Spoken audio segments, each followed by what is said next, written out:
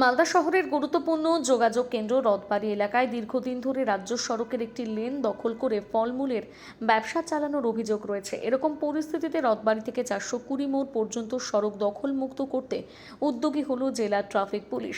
সোমবার ট্রাফিক পুলিশের পক্ষ থেকে এলাকায় মাইকিং করে ব্যবসায়ীদের সচেতন করা হয়। রাস্তার উপর ব্যবসা না করার জন্য অনুরোধ জানানো হয় এবং যান চলাচল স্বাভাবিক রাখতে প্রশাসনের পদক্ষেপের কথা জানানো হয়।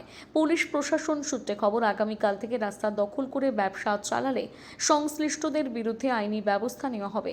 প্রশাসনের এই পদক্ষেপে যানজট কমবে এবং সাধারণ মানুষ ও যাত্রীদের যাতায়াত আরও সহজ হবে বলে আশা করা হচ্ছে।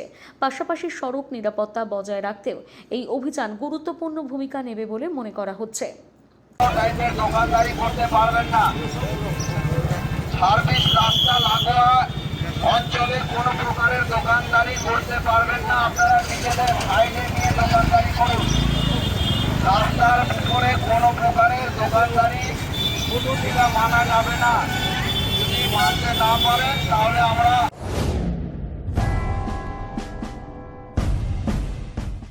বাড়িতে বসে যে কোনো বয়সে অল্প খরচে কেবলমাত্র কয়েকটি নোটস পড়ে আপনিও প্রাইভেটে রেগুলারের সমতুল্য মাধ্যমিক, উচ্চ মাধ্যমিক ও যে কোনো বিষয় অনার্স সহ বিএ, এমএ, এমএসসি প্রভৃতি কোর্সে ভর্তি হয়ে নিশ্চিতভাবে পাশ করুন।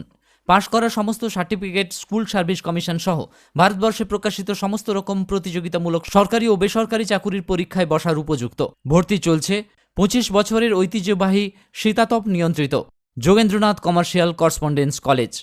এছাড়াও পশ্চিমবঙ্গ সরকারের যুব কল্যাণ বিভাগের যৌথ উদ্যোগে কেশিয়ারি ব্লক যুব কম্পিউটার প্রশিক্ষণ কেন্দ্রে বর্তমান শিক্ষাবর্ষে কম্পিউটার হার্ডওয়্যার, সফটওয়্যার এবং নেটওয়ার্কিংয়ের সমূহ কোর্সগুলিতে ভর্তির আবেদনপত্র পাওয়া যাচ্ছে।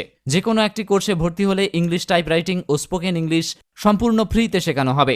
সপ্তাহে 6 দিন ক্লাসের ব্যবস্থা, প্রত্যেকের জন্য রয়েছে আলাদা আলাদা কম্পিউটার। ভর্তির আবেদনপত্র পাওয়া যাচ্ছে কেশিয়ারিতে।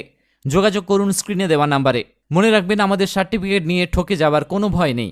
নিজেকে আপডেট রাখতে ফলো করুন সানন্দা নিউজ।